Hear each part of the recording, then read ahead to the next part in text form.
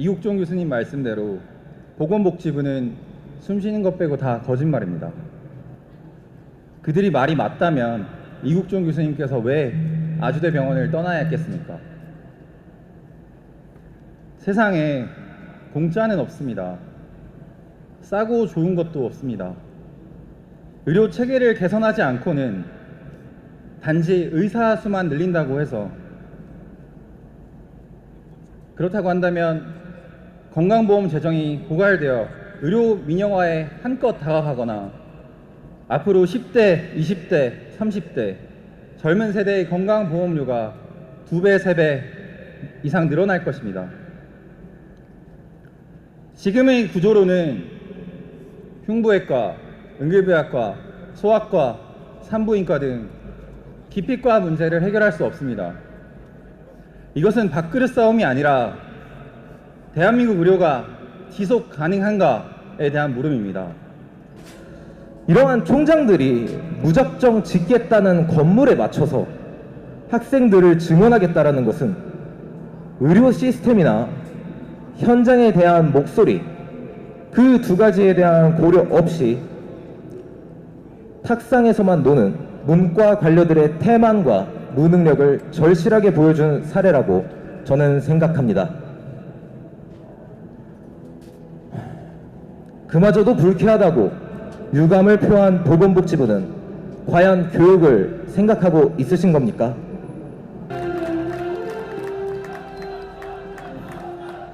네, 안녕하십니까. 인사드리겠습니다.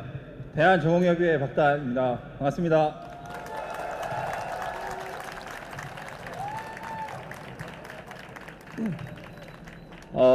우선 제가 준비한 연대사가 있긴 한데, 제가 이렇게 많은 분들 앞에 서는 게 정말 오랜만이라 연대사는 잠깐 미뤄두고 여러분들과 인사부터 했으면 좋겠습니다.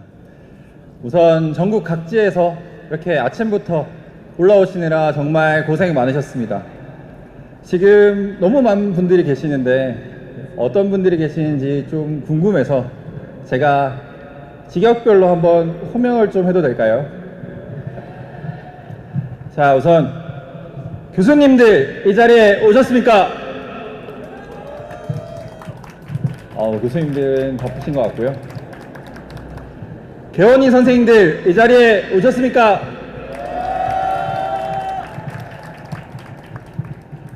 우리 봉지기 선생님들 자리에 오셨습니까? 예, 그리고 제가 사랑하는 동료들, 정공희 선생님들 이 자리에 오셨습니까? 마지막으로 우리 지금 힘든 시간들을 겪고 있는 우리 자랑스러운 후배들, 학생 선생님들 이 자리에 오셨습니까?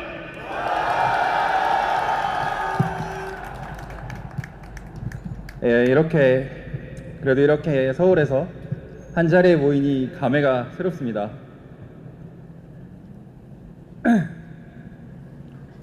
존경하는 선배, 동료, 그리고 국민 여러분, 저는 젊은 의사를 대표하여 이 자리에 섰습니다.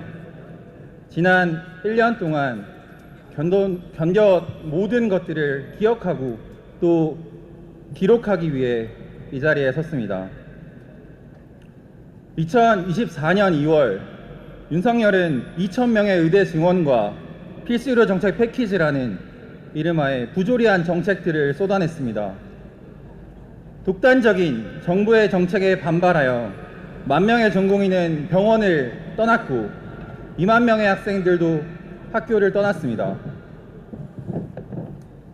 정부는 경찰을 동원하여 병원 주변에 기동대와 수사관을 배치했습니다. 집단행동을 주도하면 체포할 수 있다고 했습니다.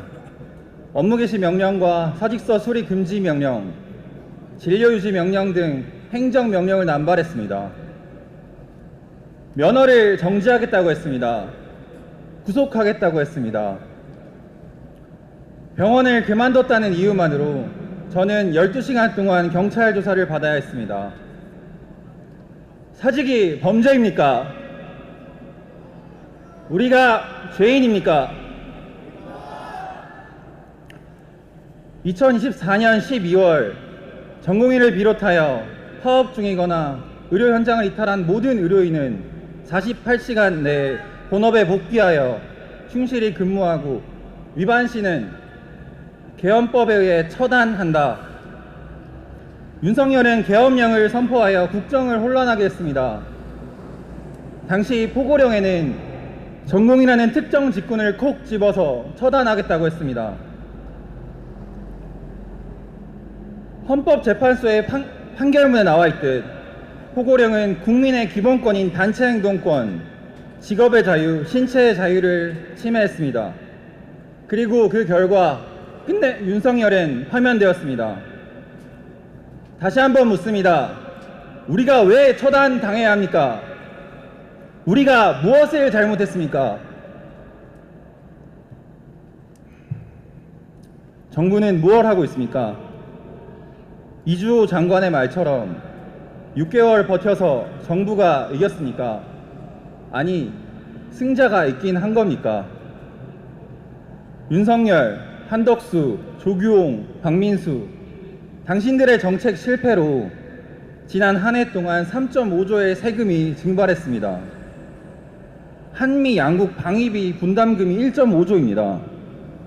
네이버의 영업이익이 2조입니다. 정부는 왜 정책 실패와 예산 낭비를 인정하지 않습니까? 당신들은 국민들의 세금을 받으며 그 자리를 지키고 있습니다. 임기가 끝날 때까지 적극적으로 사태를 해결해야 합니다. 국민의 생명을 정말로 위한다면 정부의 정책 실패를 인정하고 사태를 조속히 수습해야 합니다. 여당은 무엇 하고 있습니까? 터무니없는 2,000명으로 지난 총선에서 참패하지 않았습니까? 계엄이라는 자충수에 빠져 윤석열은 끝내 탄핵되었습니다. 여당은 이제 윤석열의 과오를 인정하고 반성해야 합니다. 정책 결정자들에게 책임을 물어야 합니다. I don't care. 일단 한가한 소리나 하면서 뒤로 물러나 있을 것이 아니라 나서서 책임져야 합니다. 야당은 뭘 하고 있습니까? 우리는 노동권을 보장해 달라고 했습니다. 지난 1년 동안 180석의 거대 야당은 전공의 수련 환경을 개선할 수 있었습니다. 업무 개시 명령의 타당성을 적어도 논의해 볼 수 있었습니다.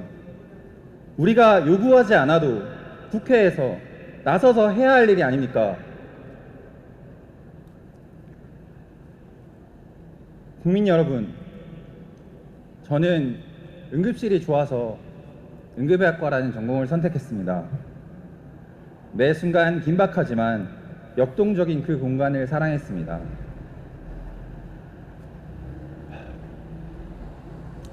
실려온 환자가 사망하면 조용히 옆에서 울었고, 실려온 환자가 소생하면 종일 혼자 뿌듯해하고 그랬습니다.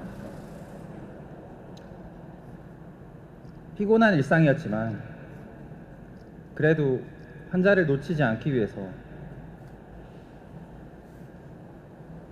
다음에는 꼭 살리고 싶어서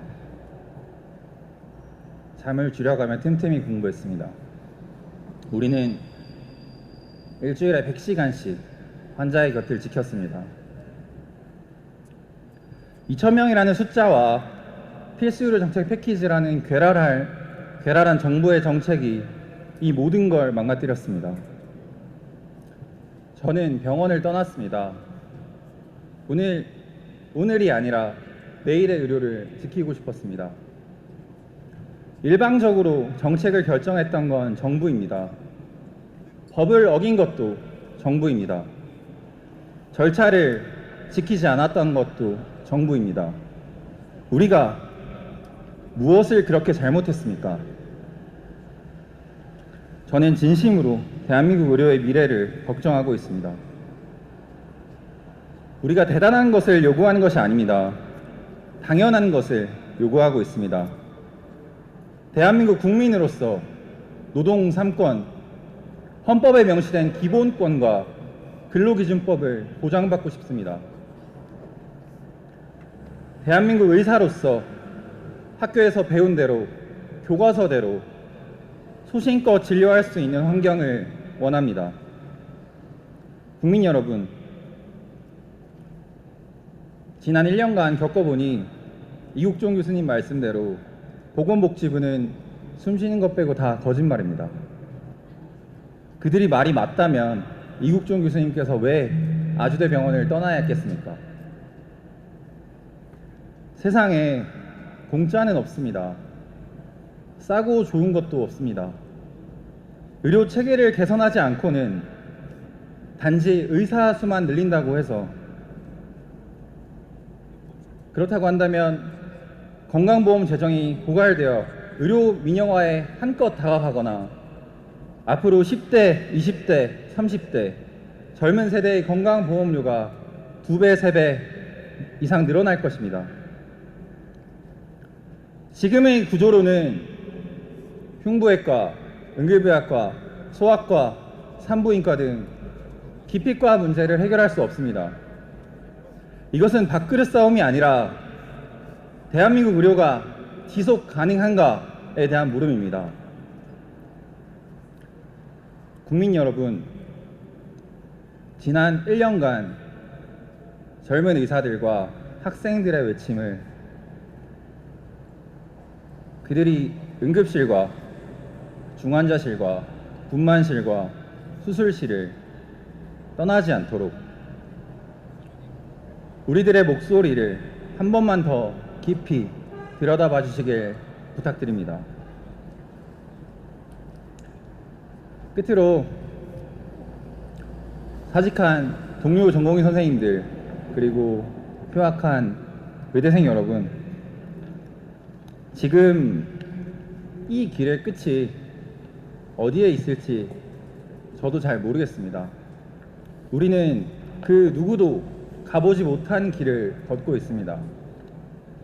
각자의 자리에서 각자의 방식으로 끝까지 최선을 다했으면 좋겠습니다.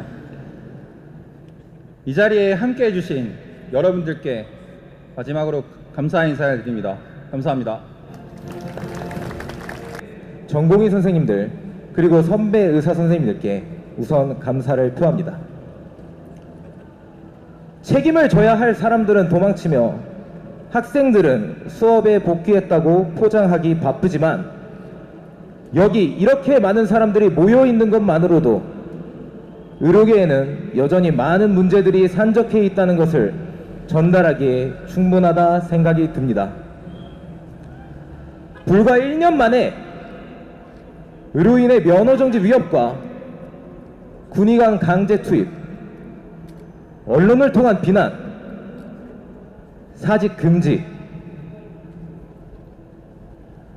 전공의에 대해 계엄군에 의한 처단 협박, 그리고 학생들에 대한 재적 협박까지 일어났습니다. 우리는 1년 만에 휴학할 자유도, 직업 선택의 자유도, 숭고하고 어렵다고 들었던 이 길을 걸어야 할 이유도 모두 빼앗겼습니다. 인생을 걸어 국가의 노예가 되어야만 하는 지경까지 이르렀습니다. 꿈을 이루라는 말에 여기까지 이끌려온 저였습니다. 그러나 꿈을 좇으면 오직 꿈만 남을 거라고 세상은 말합니다. 희생을 해도 숭고한 대우조차 받을 수 없다라는 그런 사실이 저를 절망으로 이끌었습니다. 그러한 현실이 매우 안타깝고 야속하기까지 합니다. 최근 정부는 윤석열 파면 이후 2026학년도 모집 인원을 기존 수준으로 조정하겠다고 발표하였습니다. 그러한 입장을 내면서도 27년도부터는 추계위를 통해 증원하겠다고 말하고 있습니다. 의대 정원은 과학적인 추계에 따라, 그리고 교육 현장이 견딜 수 있는 범위 내에서 결정되어야 합니다. PK는 어떻게 할 거냐? 라고 학생이 묻자 PK가 뭐냐? 라고 묻던 게 총장들이었습니다. 이러한 총장들이 무작정 짓겠다는 건물에 맞춰서 학생들을 증언하겠다라는 것은 의료 시스템이나 현장에 대한 목소리, 그 두 가지에 대한 고려 없이 탁상에서만 노는 문과 관료들의 태만과 무능력을 절실하게 보여준 사례라고 저는 생각합니다. 그마저도 불쾌하다고 유감을 표한 보건복지부는 과연 교육을 생각하고 있으신 겁니까? 향후 5년의 의료정책 방향성을 뜻하는 보건의료 발전 계획조차도 25년째 세우지 못하고 있는 것이 대한민국의 보건복지부입니다. 그러한 보건복지부가 어떻게 한국 의료를 챙기겠다는 것인지 저는 아직 모르겠습니다. 포괄수가제로 산부인과를 괴멸시켰던 그도 모자라 이제 의료 전체를 괴멸시키기 직전까지 오게 만든 박민수 차관과 그리고 보건복지부 조규홍 장관은 그 책임을 반드시 져야 할 것입니다.